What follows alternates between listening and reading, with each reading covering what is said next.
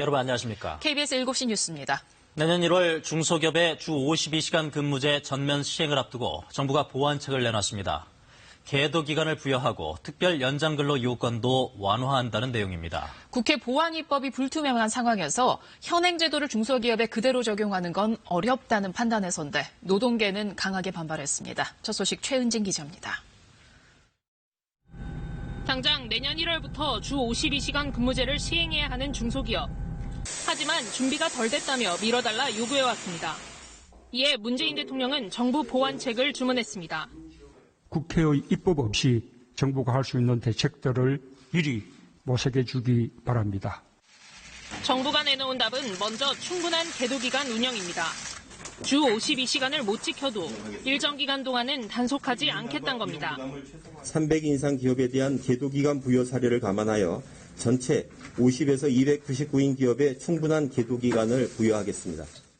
특별 연장근로 허용 요건도 확대하기로 했습니다. 현재는 일본 수출 규제 관련 연구개발, 아프리카 돼지열병 방역 같은 자연, 사회재난에 한정돼 있는데 이걸 경영상 이유로까지 확대한다는 겁니다. 이렇게 되면 일시적으로 업무량이 급증했을 때도 52시간제 예외가 허용됩니다. 정부는 당초 노사정 합의를 통해 현행 3개월로 돼 있는 탄력근로제 단위기간을 6개월로 연장하는 법안을 국회에 제출했습니다.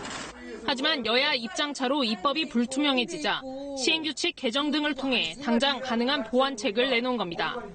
정부는 입법 논의 상황을 좀 더 지켜보고 진전이 없을 경우 1월 중에는 이 같은 보완책을 시행하겠다고 밝혔습니다. 노동계는 강하게 반발했습니다. 민주노총은 노동시간 단축을 포기하는 노동 절망 정책에 분노한다며 총파업 투쟁을 준비하겠다고 했습니다. 한국노총은 자연재해와 회사의 업무량 증가가 동급으로 취급되는 법을 가진 국가는 전 세계에 없다며 노동자들에 대한 무한정 장시간 노동은 피할 수 없게 됐다고 비판했습니다. KBS 뉴스 최은진입니다.